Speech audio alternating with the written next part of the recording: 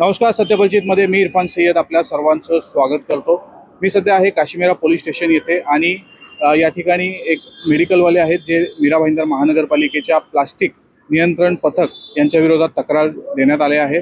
आज सकाळची घटना आहे. आज सकाळी काश्मीरा परिसरामध्ये मीरा भाईंदरने नेमलेलं एक पथक या ठिकाणी एका मेडिकलमध्ये जातं आणि मेडिकलमधून एका मेडिकलवाल्याकडून पूर्ण सामान उचलून त्याचं घेऊन जातो. तो मेडिकलवाला आता आपल्या सोबत आहे.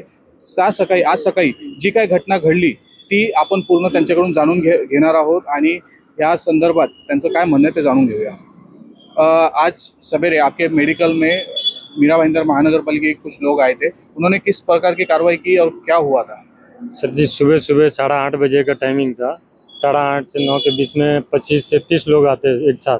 फिर बोलते आप हम लोग प्लास्टिक कैरी बैग चेक करने के लिए आए हैं नगर पालिका से। तो अंदर काउंटर के अंदर घुसते और फिर उनको कुछ कैरी बैग मिलते हैं थोड़ा बहुत, और मेरे पास ज़्यादातर मैं पेपर बैग ही यूज़ करता हूँ। उसके अभी बारिश का टाइम है तो कुछ इमरजेंसी में कोई कस्टमर को कोई मतलब दवाई ऐसा पैकिंग के लिए कुछ थोड़ा बहुत प्लास्टिक की थैली रखते हैं हम लोग, इमरजेंसी में किसी को देते हैं। जो बैग मिला उस पर फिर उन्होंने बोला इसका 5,000 फाइन लगेगा। बोला सर अभी 5,000 सुबह सुबह मेरे पास अभी भरने के लिए पैसा तो है नहीं 5,000, कुछ थोड़ा बहुत कम करके होता है सोल्यूशन तो सर मैं भरने के लिए भी एग्री हूँ। सर मेरे से पहली बार गलती हुई है, आगे नेक्स्ट टाइम नहीं करूँगा। रिक्वेस्ट भी किया तो कहना नहीं कि 5,000 लगेगा, अगर पैसा नहीं है तो हम लोग सामान उठा के लेके जाएंगे। बोले सर ऐसा राइट है आपको? तो बिल्कुल हमको राइट है, अगर आपके पास पैसा नहीं है तो हम उसके बदले में सामान जितना होगा उतना सामान सब उठा के लेके जाएंगे। तो मैं बोला सर ऐसा मत करो, सामान वामान में अभी नहीं है, बाद में पैसा एडजस्ट करके मैं कर सकता हूँ, अभी तो नहीं है तुरंत, आपको बाद में 1-2 दिन में मैं कर सकता हूँ, बाद में सर ले लेना मेरे से पैसे। लेकिन नहीं कि अभी भरना पड़ेगा, अभी नहीं भर रहे तो मैं हम लोग सामान लेके जाएंगे। तो उन्होंने जोर ज़बरदस्ती हाथापाई किया और फिर वो मेरे फ्रिज में कैडबरी का माल भरा हुआ था, 35-40 हज़ार का माल था अंदर, वो पूरा का पूरा वो सब लोग हाथापाई किया। और मैं नहीं सर रिक्वेस्ट किया, मैं बोला सर अब मैं भर दूंगा पैसा बाद में, नहीं कि अभी भरना पड़ेगा, नहीं तो हम सामान उठा के लेके जाएंगे। फिर वो लोग सब फ्रिज उठाया और पूरा कैडबरी का भरा हुआ सामान लेके निकल गए।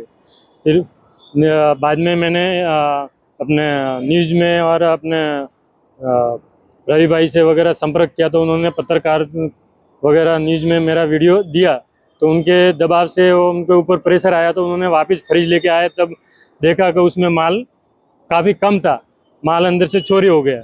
मैं लेके गए तब भी बोला सर इसमें माल जो भी चोरी हुआ वो जिम्मेदारी आपकी, अभी देख लो आप, मेरे अंदर पूरा इतना माल है, उसमें से कम हुआ तो आपकी जिम्मेदारी है, मत लेके जाइए। सर मैं जो भी रहेगा मैं फाइन आज नहीं तो भर सकता हूँ, लेकिन नहीं कि अभी भरना पड़ेगा, नहीं तो उनकी दादागिरी और वो सब इतने 25-30 लोग के बीच में मैं अकेला कोई कर नहीं पाया, और वो दादागिरी से अब हाथापाई करके सामान लेके उठा के गए निकल। आज सवेरे के कितने बजे की ये घटना है और जो आपके दुकान में जो लोग आए थे, जो ऑफिसर था, उनका क्या नाम था?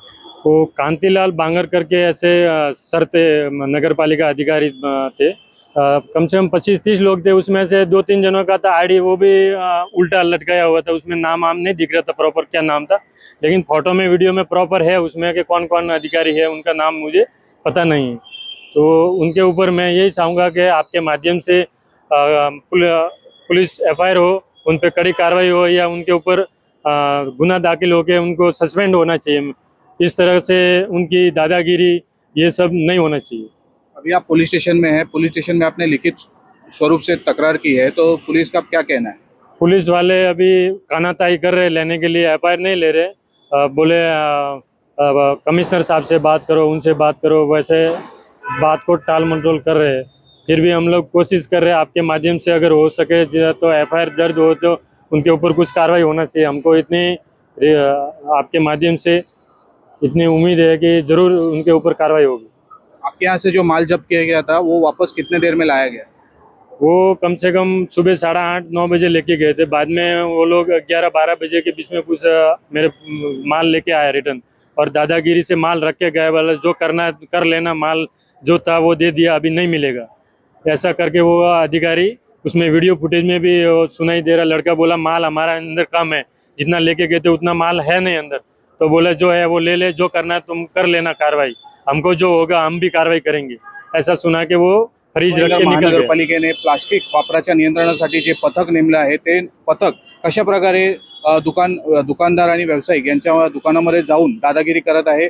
तब्बल 10 ते 15 जण या दुकानात शिरली आणि त्यांनी या ठिकाणी दंड आकारला आणि दंडाची रक्कम सकाळी त्याच्या दुकान मालकाकडे नसल्याने त्यांनी विनंती केली की ही रक्कम मी नंतर भरतो। मात्र त्याचं काही एक न ऐकता त्या दुकानातला पूर्ण सामान हे ते घेऊन गेले आणि काही वेळानंतरच राजकीय दबावापोटी हे सामान त्यांना परत आणून दिलं। अशीच एक घटना इथून पुढे एका मेडिकलमध्ये झाली आहे। त्या मेडिकलवाल्याचं काय म्हणणं आहे ते जाणून घेऊया।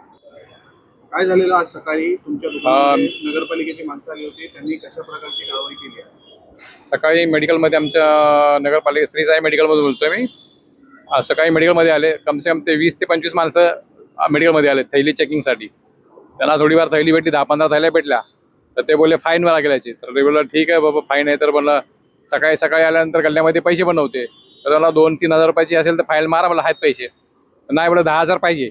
तर मला 10,000 आता नाही आमच्याकडे देऊ शकत नाही, 10,000 एवढी फाईन कशाबद्दल एवढं? 10,000ची त्यांनी रक्कम हां 10,000ची त्याची तुम्हाला पावती देणार होते का? ते काय बोललेच नाही, पावतीचं काय म्हणजे पैसे दिले नाहीत, बोलले पैसे पाहिजे, नाहीतर बोलले आता सामान घेऊन जातो। आणि त्यांनी पावती बुक होतं का? पावती बुकवर काय नव्हतं त्यांच्या हातामध्ये आणि त्यांच्याकडे काय आयडेंटिटी पण नव्हतं। 1-2 जण आयडेंटिटी होते, बाकी सर्वजण असेच होते ते। आणि ते आले आणि म्हणाले की 10,000 रुपये आता देणार तर सामान घेऊन जाणार। तर आम्ही बोललो 10,000 तर देऊ शकत नाही।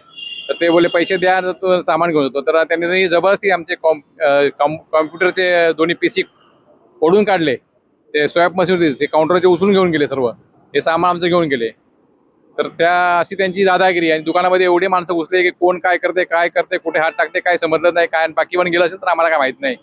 पण हे असं त्यांचं काही न इन्फॉर्म करता काही न करता अचानक सकाळी येऊन त्यांनी असे सामान घेऊन जाऊन उचलून जबरदस्ती बळजबरी धक्काबुक्की करून घेऊन जाणं, हा मोठा प्रॉब्लेम झाला आमचं। म्हणजे आमचे कामधंद्याचे प्रॉब्लेम झालेत आणि त्याच्यावरती कारवाई तुम्ही केली पाहिजे। नगरपालिकेची अशी जबरदस्तीची अशी कारवाई करतात पैशासाठी। आम्ही दुकानातून जो माल जप्त करण्यात आला होता त्याच्यामध्ये किती किमतीचं सामान होतं? किमतीचं म्हणजे ते कॉम्प्युटर घेऊन गेले होते, बाकी काही दुसरं आमचं सामान नव्हतं घेऊन गेले, पण ते कॉम्प्युटर आणि स्वॅप मशीनचं कार्ड मशीन ती घेऊन गेले होते।